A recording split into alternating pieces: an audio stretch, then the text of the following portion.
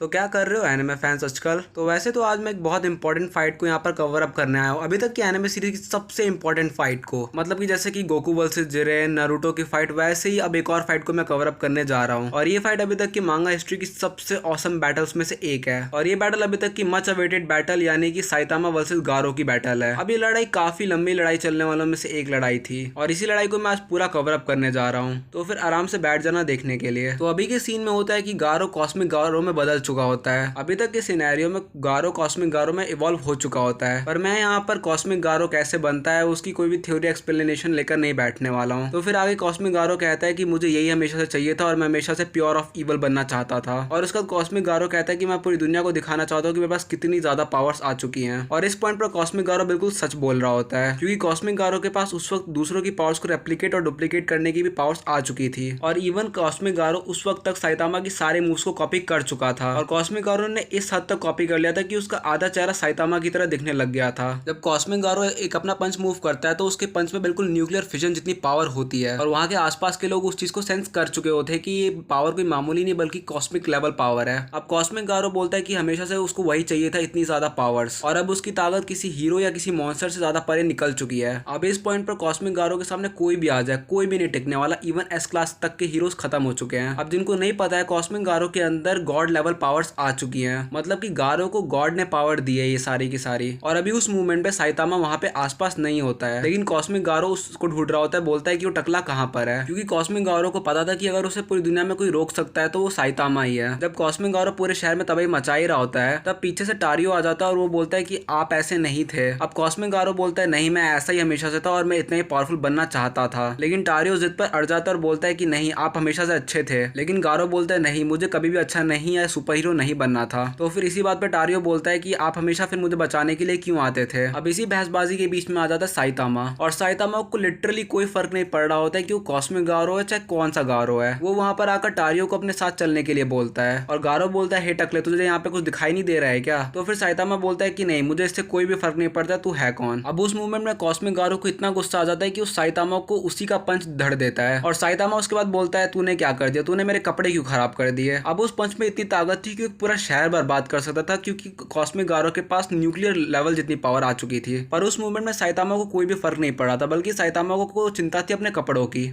अब उसके बाद कॉस्मिक गारो को इतना गुस्सा आता है कि वो साइतामा को बहुत दूर फेंक देता है। और उस पॉइंट पे कॉस्मिक गारो को एक बात समझ में आ चुकी थी कि साइतामा ने अभी तक का अपना 10% पावर भी नहीं दिखाया है, लेकिन कॉस्मिक गारो को एक बात पता थी कि उसे साइतामा की सारी पावर्स को बाहर निकालना ही पड़ेगा। उसके बाद वहां पर एंट्री होती है एस क्लास के टॉप हीरो सिल्वर फैंग और ब्लास्ट की। अब उस पॉइंट पर सिल्वर फैंग आकर ये कहते हैं कॉस्मिक गारो से कि तुम्हें वापस आ जाना चाहिए गारो अपनी बॉडी में, पर गारो ये कहता है कि ये मेरा डिसीजन था इस कॉस्मिक गारो की बॉडी में इवॉल्व होने का। और गारो ये भी कहता है कि मुझे कोई भी कॉस्मिक पावर कंट्रोल नहीं कर सकता है, वो ये जो भी कर रहा है वो खुद की मर्जी से कर रहा है। अब सिल्वर फैंग भले रिटायर हो चुके हो, लेकिन वो बोलते हैं कि तुम्हें मुझसे अब लड़ना पड़ेगा। लेकिन फिर उसी के बीच में एस क्लास का टॉप हीरो यानी ब्लास्ट आ जाता है और कॉस्मिक गारो को समझाता है कि तुम धरती पर नहीं लड़ सकते हो, क्योंकि इंसानों के लिए तुम्हारी कॉस्मिक रेडिएशन बहुत ही ज्यादा खतरनाक है। और फिर गारो कहता है कि मुझे इससे कोई भी फर्क नहीं पड़ता है, क्योंकि हमेशा से मैं इंसानों को दिखाना चाहता था मैं कितना पावरफुल हूँ। और कॉस्मिक गारो कहता है कि अब मैं किसी भी हीरो या मॉन्स्टर की पावर से परे निकल चुका हूँ। फिर उसके बाद ब्लास्ट उसको चुनौती देता है, लेकिन ब्लास्ट को पता होता है कि वो उसके लिए ज्यादा कुछ उखाड़ नहीं पाएगा।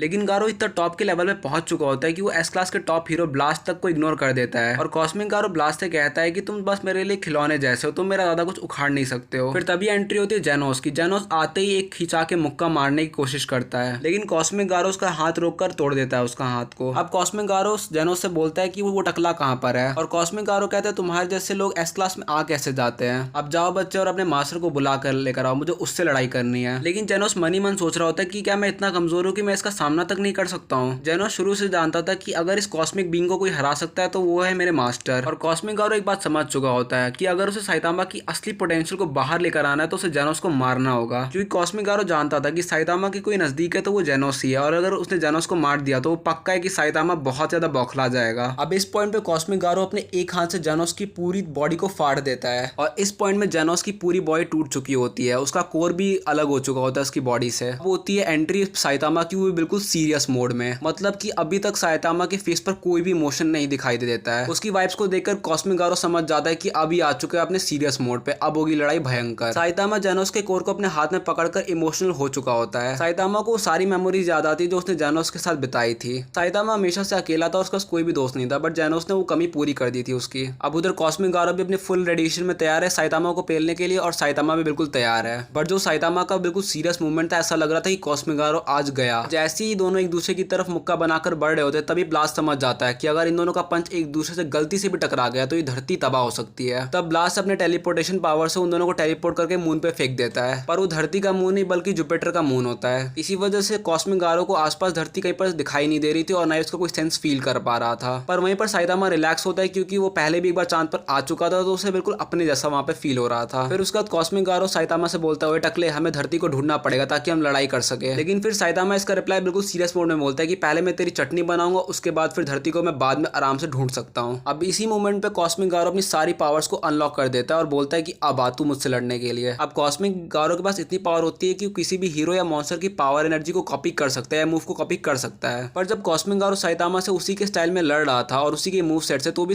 कॉस्मिक गारो पिट जा रहा था और ये बैटल साइतामा के फेवर में अभी तक चल रही थी। कॉस्मिक गारो किसी भी पोर्टल्स को खोलकर आ रहा था अटैक करने के लिए और साइतामा उसको पेल दे रहा था उधर ही। उसके बाद कॉस्मिक गारो ने पूरी पावर लगा के पूरे जुपिटर के मून पे सारे के सारे पोर्टल्स को ओपन कर दिया ताकि साइतामा ये ना देख पाए कि मैं किस होल से कब अटैक कर रहा हूँ। लेकिन कॉस्मिक गारो का ये मूव भी वेस्ट ऑफ टाइम गया क्योंकि साइतामा उस कॉस्मिक गारो को पिंग पोंग बॉल की तरफ फेंक रहा था। अब उसका साइतामा ने एक हाथ से इतना तगड़ा मुक्का मारा कि कॉस्मिक गारो मून से फेंककर सीधा सन की तरफ बढ़ गया। अब कॉस्मिक गारो सन को देखकर ये बात समझ गया था कि आसपास धरती वो जल्दी सेंस कर पाएगा, बट उसके पीछे ही साइतामा खड़ा था और कॉस्मिक गारो बिल्कुल हैरानी से देख रहा होता है कि तुम इतनी जल्दी वहां से यहाँ पर कैसे आ सकते हो। फिर साइतामा कहता है कि ये फार्ट अटैक है, मतलब मैं यहाँ पे अपने फार्ट की वजह से इतनी जल्दी पहुंच पाया हूँ। अब ये मूवमेंट थोड़ा सा फनी मूवमेंट भले ही बन जाता है, लेकिन उसके बाद साइतामा एक तगड़ा पंच मारता है और डायरेक्ट धरती पर लैंड करता है कॉस्मिक गारो। अभी तक कॉस्मिक गारो एक बात समझ चुका होता है कि वो साइतामा से बिल्कुल नहीं जीत सकता और उसे सब छोड़ देना चाहिए, क्योंकि कॉस्मिक गारो ये बात समझ गया था कि साइतामा ने अभी तक अपनी आधी पावर भी नहीं दिखाई है और कॉस्मिक गारो के पिटने का कोटा भी अभी तक खत्म हो चुका था।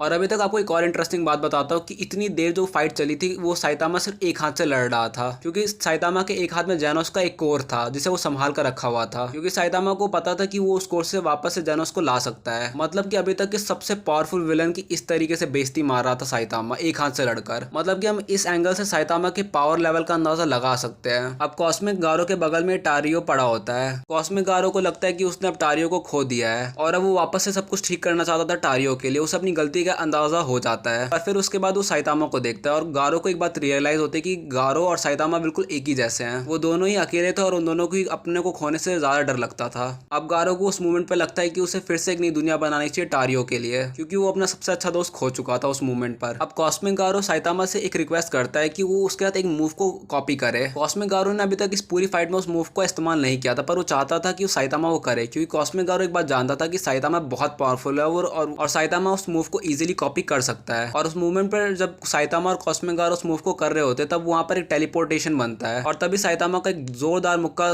कॉस्मिक गारो को पड़ता है और तभी वो दोनों लैंड होते हैं पास्ट में। वो उस टाइम पीरियड में चले जाते हैं जब कॉस्मिक गारो का अटैक शुरू ही हुआ होता है। अब वहां पर सिल्वर फ्लैंग, ब्लास्ट और सारे एस क्लास के हीरोज बिल्कुल आंख फाड़ कर देख रहे होते हैं कि कैसे एक कॉस्मिक मॉन्स्टर को साइतामा ने बस एक मुक्के में हरा दिया। अब उस मूवमेंट पर वहां पर जेनोस भी जिंदा हुआ होता है, क्योंकि वो सब पहुंच चुके होते हैं दोनों पास्ट में। किसी को भी कुछ याद नहीं होता कि फ्यूचर में क्या हुआ होता है, कुछ भी सब कुछ इरेज हो चुका होता है। कॉस्मिक गारो वहां पे पड़ा होता है और उसके पास उठने तक की ताकत नहीं बची होती है और फिर अचानक से फ्यूचर साइतामा और पास्ट साइतामा दोनों एक हो जाते हैं और साइतामा की सारी मेमोरीज इरेज हो जाती है। बट क्योंकि कोर की वजह से जेनोस को अभी तक सब कुछ याद है कि क्या क्या हुआ था फ्यूचर में भी। जेनोस भाग कर जाता है और अपने मास्टर को गले लगा लेता है, बट साइतामा को कुछ याद नहीं हुआ होता है, इसलिए वो समझ नहीं पा रहा होता है यहाँ पर क्या चल रहा है। वो बस ये देख रहा होता है कि उसके सारे कपड़े गंदे हुए होते हैं और उसकी पैंट नहीं होती है, बस उसका औजार लटका हुआ होता है। अब उस मोमेंट पर किसी को भी कुछ याद नहीं होता, बट जेनोस को इसलिए याद होता है क्योंकि उसके पास उसका कोर था और कोर की वजह से उसकी सारी मेमोरीज को ट्रांसफर कर दिया गया था। अब ये थी पूरी लड़ाई साइतामा वर्सेस गारो की। आई होप सो अच्छी लगी हो। मैंने इसमें कुछ पॉइंट्स को हटा दिया था क्योंकि वो उतनी ज्यादा जरूरी नहीं थे इस वीडियो के लिए और मैंने इसमें पूरी कोशिश की थी आपको कम से कम स्पॉइलर देने के लिए। अगर कुछ गलती हो गई होगी तो कमेंट सेक्शन में जरूर बता देना और अगर कुछ डाउट हो तो वो भी कमेंट सेक्शन में पूछ लेना और नेक्स्ट एक्सप्लेनेशन या थ्योरी किस वीडियो पर चाहिए वो भी कमेंट सेक्शन में लिख सकते हो। तो फिर मिलते हैं एक और धमाकेदार वीडियो के साथ। Take care and good bye.